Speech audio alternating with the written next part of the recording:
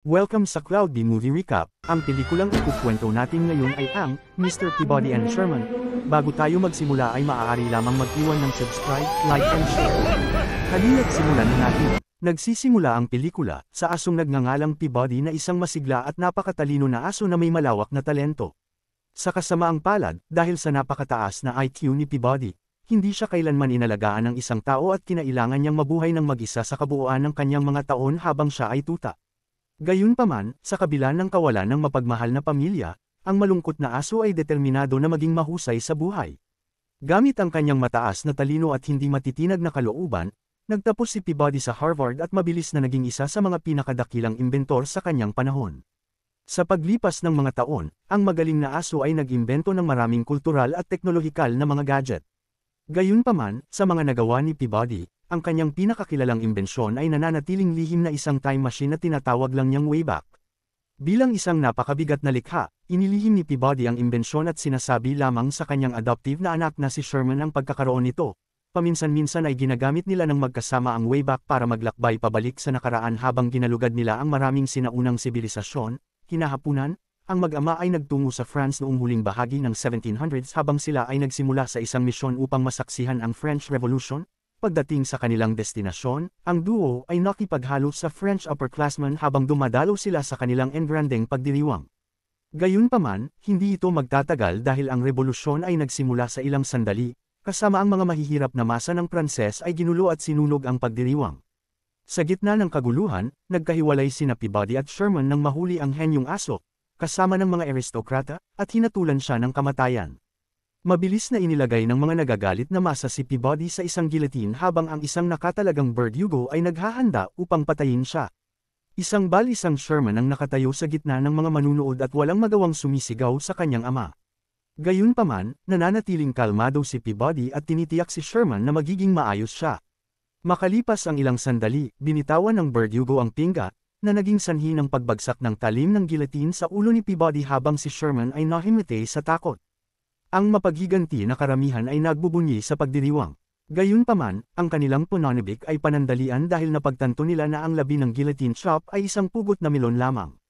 Kaya nalaman nila na si Peabody ay matagumpay na nakatakas.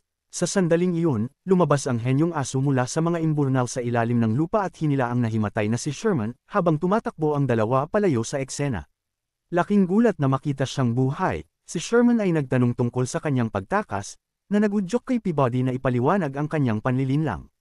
Lumalabas na maingat na kinakalkala at pinag-aralan ng henyong aso ang isang serye ng mga kaganapan, tulad ng sinag at refleksyon ng araw at sistema ng sewer ng lungsod, upang palayain ang kanyang sarili mula sa kamatayan.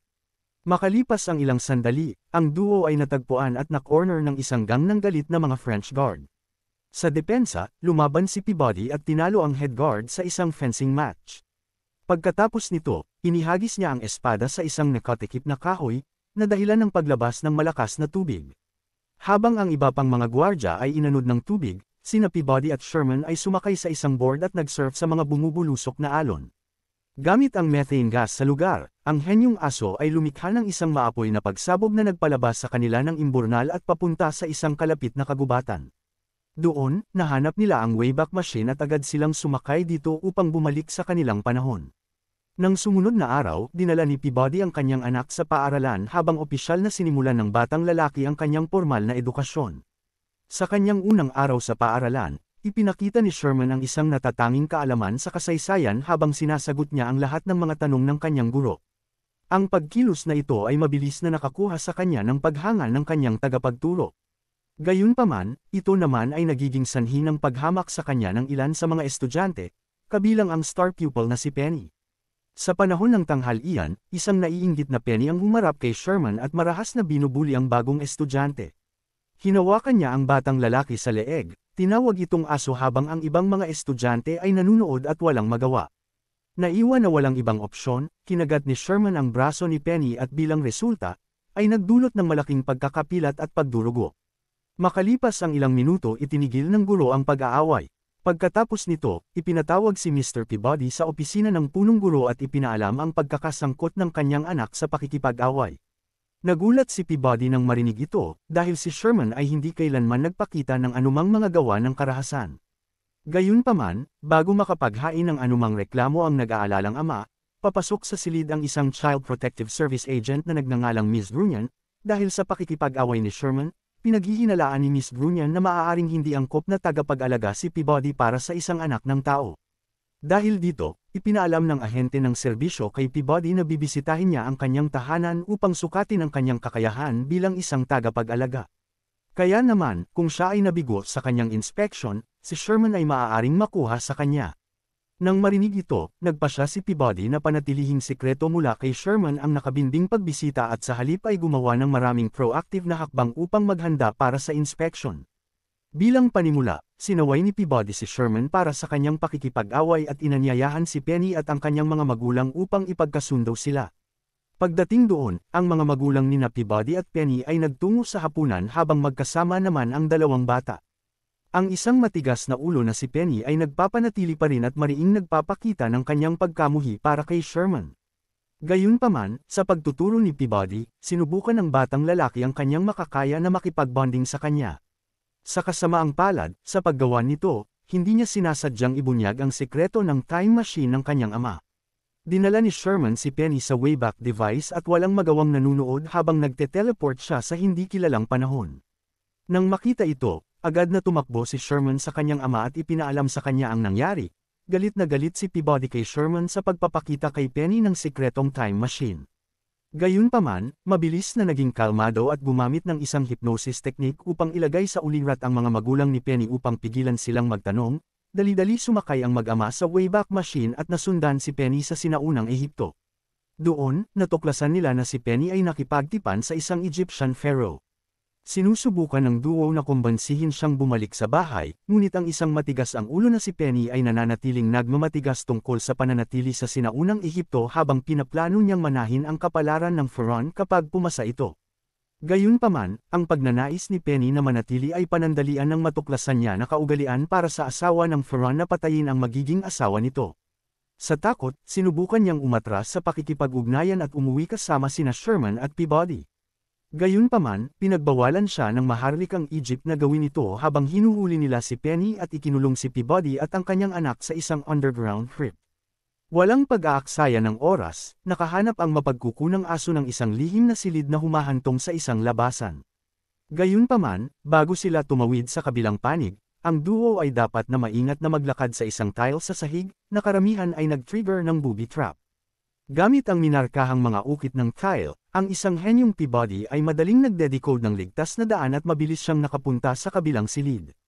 Sinasalamin ng mga yapak ng kanyang ama, mabilis ding nilampasan ni Sherman ang ligtas na mga tile, na nagpapahintulot sa kanya na tumawid. Gayunpaman, hindi tulad ng kanyang ama, nagkamali si Sherman na tumapak sa isang maling tile sa huling hanay ng mga bato, na naging sanhi ng pag-activate ng mga bitag ng crypt at ang mga pader nito ay bumagsak. Nang makita ito, ang dalawa ay agad na tumakbo patungo sa susunod na silid, kung saan nakakita sila ng isang bangka sa ibabaw ng madulas na slide. Nang magkawatak-watik ang crypt, mabilis na sumakay ang mag-ama sa barko, na naghahatid sa kanila sa isang makipot na labasan patungo sa labas. Sa kabutihang palad, ang duo ay matagumpay na nakalabas ng ligtas. Agad na tumungo ang dalawa sa Egyptian Palace kung saan ginaganap ang seremonya ng kasal ni Penny. Magkasamang pumasok ang mag-ama sa isa sa mga estatwa ng palasyo at nagsasalita sa pamamagitan nito habang ginagaya nila ang Diyos ng Anubis. Mula sa istruktura, si Peabody, na nagpapakilala sa sarili bilang Anubis, ay nagbanta na magpadala ng isang barrage ng mga salot sa mga taga-Ehipto kung ipagpapatuloy ang seremonya. Sa kabutihang palad, matagumpay na nakumbinsi ng Ruse na ito ang officiating priest at ang Egyptian royals na itigil ang seremonya.